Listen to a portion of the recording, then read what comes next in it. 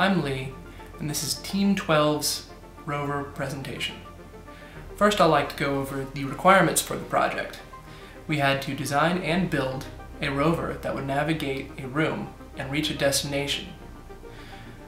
This would be accomplished by an ARM board being the brains of the project and communicating to the rover via a Wi-Fi, which is a radio frequency terminal that would then transmit the sensor data and motor data back to the ARM to assist the ARM in deciding where the rover would move next.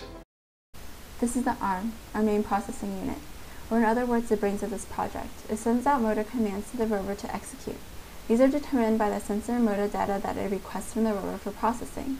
The ARM is able to communicate with the rover with the help of the slave pick. This is the slave pick. It is the bridge between the ARM and rover. The ARM communicates with the slave pick via I2C. This slave pick's job is to compile and forward all data it receives from the rover to the ARM and vice versa. The slave pick is able to communicate with the rover and more specifically the master I2C pick using UART via this Wi-Fi, which is connected to the TX and RX pins of this slave pick. The TX connection is used when data needs to be transmitted, and the RX pin is used when data is received. This is the master I2C pick on the rover. This pick is the connection between the motor and the sensor picks and the ARM. As with the slave, the master communicates with the I2C slave using UART via this Wi-Fi, which is connected to the TX and RX pins of this master pick. This master pick forwards ARM commands to the motor pick and requests data from the sensor pick for the ARM via an I2C bus. This is the motor pick. It receives ARM commands from the master I2C pick via this I2C bus, which then sends this data out to the saber tooth, which controls the motors via UART. This is the sensor pick, which is able to send out all its sensor values to the ARM via this I2C bus. Sensor values are received on this pick via these ports. The motors are controlled through the saber-tooth motor controller using simplified serial mode. 1-byte motor commands are sent from the motor pick board to the saber-tooth via UART. This causes the motors to rotate. The saber-tooth also supplies 5 volts of power to the picks on the rover.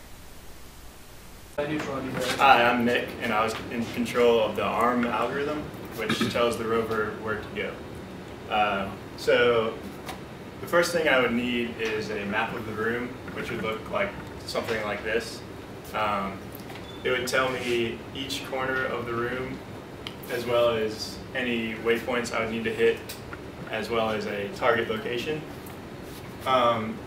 The second thing I need to know is the starting location of the rover, as well as the direction of the rover.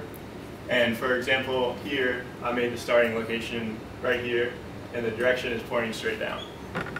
So the first thing my algorithm would do would make a straight line from the starting location to the target location, which would be right here.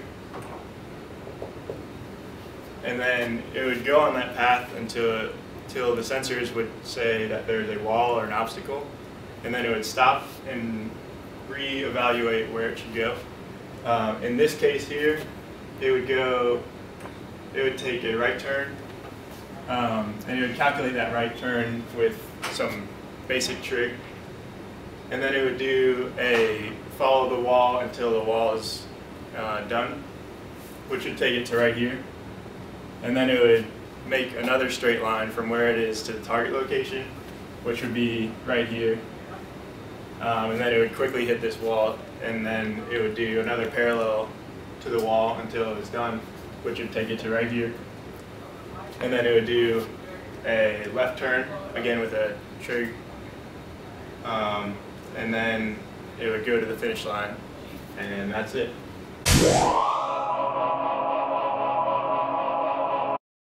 Hi, I'm Lee. I'm the sensors person for Team 12, and I set up 5 sensors on our rover, 1 front, and 2 on each side. The 2 on each side are to follow walls and keep parallel to them, and if it flows one way or the other, it can navigate itself back to a certain distance from that wall. The front sensor was used to detect walls in front of it and help locate where the rover was in relation to other objects. They all went from their own power supply, located in the back, to this red breadboard, and then from the red breadboard sent the output signals of the sensors to the sensor PIC. The sensor PIC then took 10 readings every 50 milliseconds and threw the top 2 out because of how sensors fluctuate when they are actually taking the sensor reading. They then take the remaining 8 values and average them and output it to the motor PIC for when it requests data and sends it back to the arm.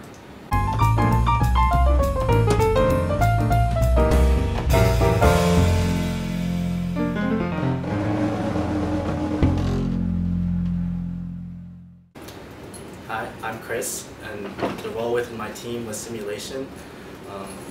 What the key importance for simulation was to help the code development among our team members. The way I did this was I used the software called MATLAB, and within MATLAB I created code to help our motors and arm and sensor people. The way I did this was creating 2 sides of the rover. One side was either the rover side, and the other side was the arm side. I helped the arm side by having a simulation where I could simulate sensors, and with my simulated sensors, the arm would be able to test their algorithm, and I was able to help our sensors and motors person by representing the arm side. With the arm side, by doing that, I created a GUI in which I could send motor commands, such as seen here. It was very similar to as seen here. You could send forward, left, backwards, right, and stop commands. And this was very useful because instead of having to wait for all of us to be done with our parts and integration, team members could use me to help develop their parts throughout the whole process to kind of speedline the efficiency. Now we're going to go over how the rover design met the requirements for the project. Our rover would run until it met an obstacle, and then it would adjust its course and continue along a path that it set out to do. However, there were several improvements we could have made to the project to better meet the requirements. For example, the sensors occasionally reported false data. We didn't quite find out why it reported false data, but we were working on that issue. Next, the arm board couldn't receive data back from the rover because of an error with the slave PIC that it was attached to. We tried to figure that out and we ran out of time, unfortunately. This resulted in us having local control for the rover, which worked out well because it could still avoid obstacles and continue along a path. So the real improvements we could make were to fix that sensor issue, get the communications between the arm and the rover working, because that's the real problem. If we had fixed that, we could have had a more robust algorithm to move the rover along its path.